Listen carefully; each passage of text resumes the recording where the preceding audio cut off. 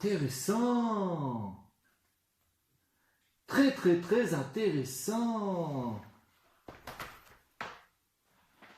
Alors vous êtes là, vous êtes revenus. Bienvenue de la part du commandant Vanderbra pour la 4e escale de notre périple. J'étais en train d'essayer de classer des espèces que l'on trouve en Belgique, mais je vous assure, celle-là, pas évident à trouver des critères communs. Hein. Et vous, comment ça a été la classification? Vous avez réussi? Vous avez trouvé des petits critères qui pouvaient correspondre à chacun de ces animaux? C'est important de bien les observer pour pouvoir trouver les critères communs et enfin pouvoir les classer et faire des familles. Car vous savez bien, c'est important la famille. Prenons l'exemple des insectes. Ils ont tous des caractéristiques communes qui font que ce sont des insectes, à commencer par leur corps qui est composé d'une tête. Sur cette tête, il y a les yeux et la bouche. Ensuite, soudé à cette tête, vous avez un thorax. La tête et le thorax. Et enfin, derrière le thorax, un abdomen. Le corps de tous les insectes est composé de ces trois parties, tête, thorax et abdomen. Ensuite, les insectes ont tous 6 pattes qui sont toutes collées au thorax. 3 de chaque côté. 3 à droite et 3 à gauche. Ça commence à prendre forme. Enfin, tous les insectes possèdent également des antennes.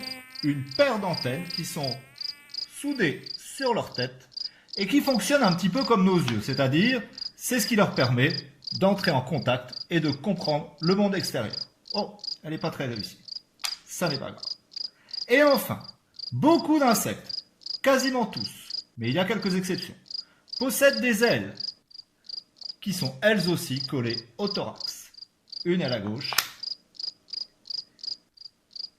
et une à la droite. Voilà, on obtient un insecte.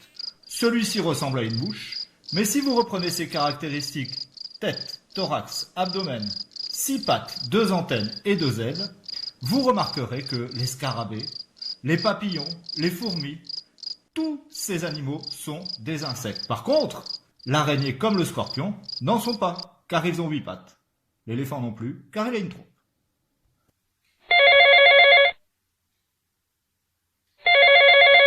Ah, c'est Claudie. Alors, comment tu vas, Claudie? Je viens de me faire cardiaque. Ben enfin, Claudie, tu n'as même pas de véhicule. Qu'est-ce qui a pu m'être arrivé? Je veux quitter cette ville. Je deviens fou, moi, ici. Quelle violence! Je ne sais pas quoi te dire, hein. Passe à la maison. Je ne sais pas, tu vas aller où? Là, je n'en peux plus. Je suis en bout du rouleau. J'ai envie de rentrer, me foutre ma servante et terminer mon soir. Bon, ben écoute, Claudie, rentre chez toi. Je n'ai rien d'autre à te dire, hein. Oh, c'était Claudie, un cousin. Je vous ai jamais parlé de ma famille. Alors, je vous en parle un petit peu. En fait, je suis fils unique d'une portée de 9 enfants. Et Claudie est cousin du côté de mon fils Dominique. Je l'ai connu à la naissance de ma mère, Jacqueline. Elle est née en 93, il me semble. Ma mère avait une sœur. 2 sœurs, que dis-je. Eh bien, la 4e, Josie. Elle a donné naissance à Annie et à Frida, qui sont jumelles par alliance. Annie s'est mariée à un Américain, Ronnie Vanderbra. Ils ont fait fortune aux States, dans l'industrie pneumatique, on dira. Ah, je vais pas parler de mon père, Eddie, c'était le gendre de Tata Louise, qui s'est elle-même remariée en première noces avec parrain Yves, qui est aussi la mère de Glutblut, que vous connaissez déjà, un cousin éloigné. Celui-là, c'est un peu le canard boiteux de la famille. Hein. Il est actuellement en séjour à l'unité psychiatrique de Wissant. Moi, je cause, mais vous aussi, vous avez une famille.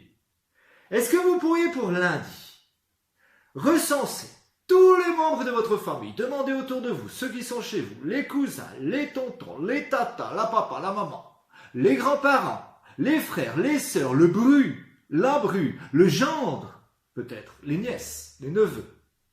Est-ce que vous pourriez m'organiser tout ça dans un arbre généalogique? Bien. il est peut-être temps de récapituler le travail que vous avez pour la semaine prochaine. Alors, pour lundi, vous avez les chapitres 3 et 4 de Toby Dolness à me lire. Pour lundi également, je vous demande de me faire l'arbre généalogique de votre famille. Si vous ne savez pas très bien comment vous y prendre, je joindrai à cette vidéo un petit lien qui vous expliquerait exactement construire un arbre généalogique. Ensuite, j'ajouterai également une petite fiche documentaire sur un animal bien curieux, l'ornithorynque. Eh bien, vous essaierez de me faire avec cet animal le même classement avec les mêmes critères que vous avez fait pour les animaux d'hier, la petite série que vous avez. Et enfin, pour mardi, je vous rappelle, vous devez m'écrire une belle histoire à partir de l'illustration que je vous avais fournie. Voilà. Il est temps maintenant d'arriver en week-end. Alors, je vous souhaite à tous un excellent week-end et n'oubliez pas, gardez la frite. Pouh, j'ai bien travaillé, moi, je me suis acheté une petite vedette.